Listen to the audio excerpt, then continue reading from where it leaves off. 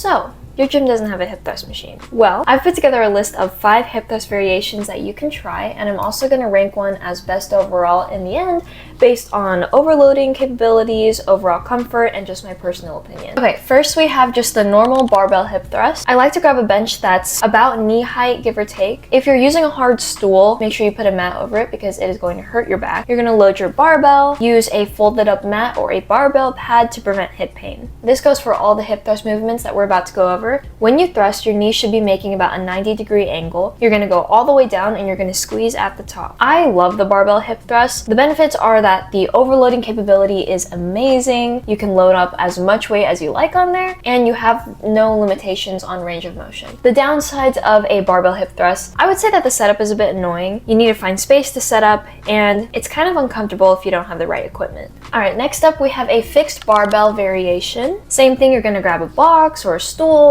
whatever you have access to. Sometimes I use ab machines because you can adjust them and they are perfect for doing hip thrusts. Setup is kind of the same as a regular barbell hip thrust, except you're just not loading the bar. You're just going to grab a fixed barbell. It already has the weight on there. The benefits to a fixed barbell, obviously you don't have any limitation on your range of motion and it's a lot easier to set up. The downsides are that the overloading capability lessens because fixed barbells only go up to a certain amount of weight. Getting the barbell on your hip is a bit odd, it's a bit challenging, as well as getting it off your hip. Same thing, it's uncomfortable if you don't have the right equipment.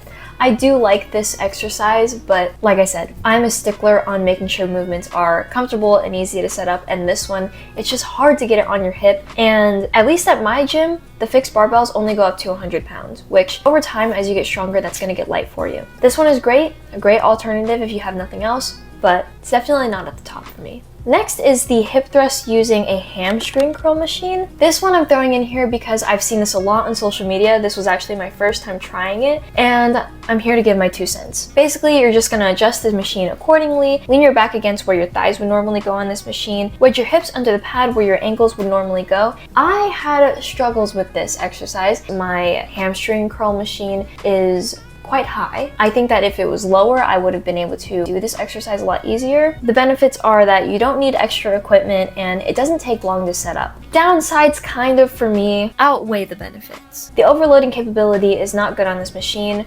Obviously, your hip thrust is going to be a lot stronger than your hamstring curl. The hamstring curl machines tend to just not go super high in weight. So there's a limiting factor there. It's super awkward to find the right setting. As you can see, I didn't even find the right setting. I couldn't really get down to the bottom stretched portion as I needed to. The range of motion is limited based on the machine that you're using. So if you have a hamstring curl that's lower to the ground, this might work for you. But for me, maybe because I'm short, this exercise did not work for me. Next, moving on to a hip thrust using a Smith machine. I would recommend a 3D Smith machine if you have this one. If not, using a regular Smith machine is completely fine. I just like it because the path of straight up and down for me is going to be the best for any kind of barbell hip thrust. The 3D Smith machine allows for me to create my own range of motion. Setup is pretty simple on this one. You're just gonna grab a bench or a box, you're gonna load the bar, and then same thing, use a folded up mat or a barbell pad to prevent hip pain. The benefits to the hip thrust using a Smith machine, the ability to overload is amazing. Same thing with a barbell hip thrust. And depending on the Smith machine, the range of motion is very good. Some Smith machines that you might find, you might not be able to go all the way down, so be wary of that.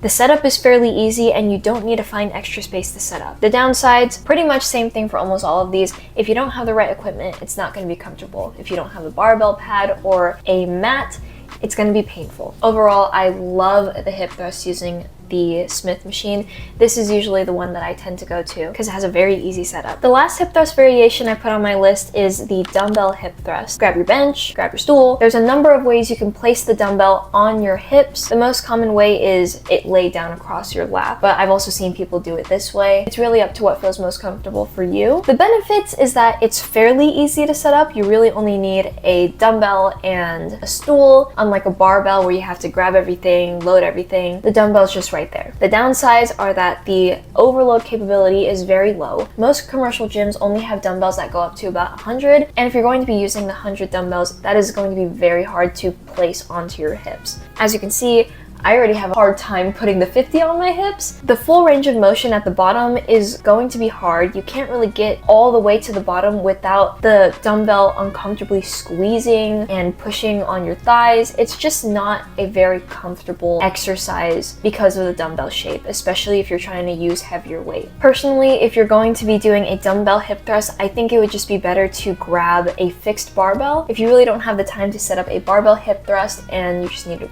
grab and go, I would put the fixed barbell hip thrust over the dumbbell hip thrust. But that's just my opinion. Now, with all of that said, which one would I rank the best hip thrust machine alternative overall? By everything we went over today, I'm pretty sure you can tell that I have a couple favorites. My top two picks are of course going to be just the normal barbell hip thrust and the Smith machine hip thrust. Both are amazing alternatives to a hip thrust machine, but if I had to choose one, I would have to choose the Smith machine hip thrust. It has all the same benefits of a barbell hip thrust, it just takes away the annoying setup of the barbell hip thrust, which is why it's going to be put at the top for me. So, Smith machine hip thrust for the win. For me personally, whenever I have done hip thrusts, I always go to a Smith machine because it's just easier to set up and I'm lazy in the gym. Anyway, let me know what you guys think in the comments. Would you have ranked these differently? Or maybe you have some better hip thrust variations that you want to share with us. Make sure you subscribe. I'm going to be making a lot more content like this, and let me know what other kind of videos you guys want to see.